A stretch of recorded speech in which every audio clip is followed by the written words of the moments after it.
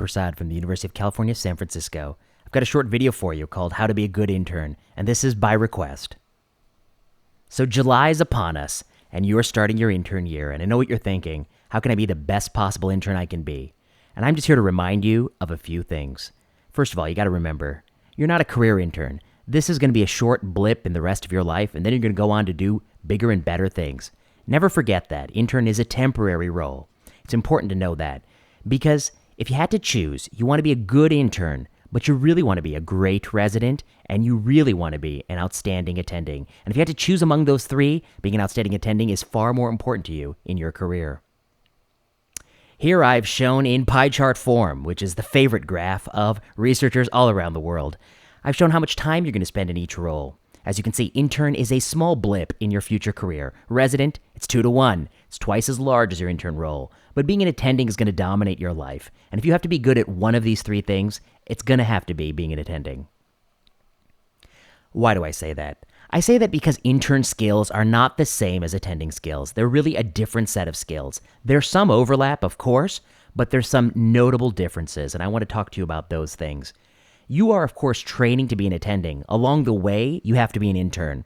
So each year, there are going to be some people who are awesome at being interns, but they might turn out to be mediocre residents, and even worse, they might turn out to be, I dare not say, subpar attendings, to say the best.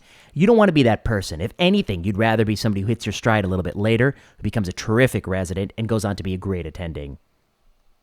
So, what are the two hats intern wears?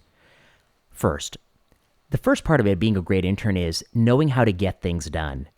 Interns are the people who make things happen in the hospital. You need to know who to call, when to call them, how to budget your time, how to stagger calls, how to order tests, in what order. These are all important skills to make the patient's journey through the hospital as smooth as possible. And good interns are often known for this set of skill. They know how to get things done quickly, without errors, without dropping the ball. And that part, not dropping the ball, that's the part that carries forward to being an attending. Although you will, of course, have people helping you actually get some of these things done. The second part about being an intern, and this is the part that's easy to overlook, but is in fact the most important part to being an intern, which is you got to learn how to guide the course of care. People are going to be coming in predominantly in the hospitalized setting because predominantly you're going to be on the inpatient rotations, and you need to know what people are there for and what they need to have happen before they can move on and be discharged. So for every patient you have, you got to be thinking, what do you need to do? What do you want to accomplish during the hospitalization? What are the goals of the hospitalization?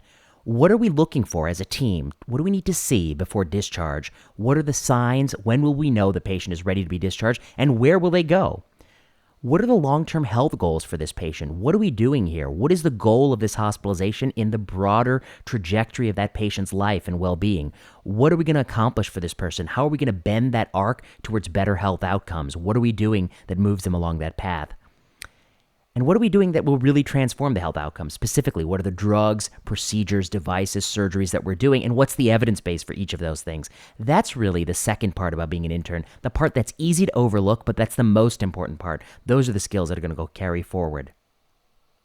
So when we come back to thinking about the time spent in role, intern, it's a blip on the horizon. So yes, you want to be the most efficient person to get things done, but no, if you're not, that's not the end of the world. Someday you're going to have people helping you get things done, ideally.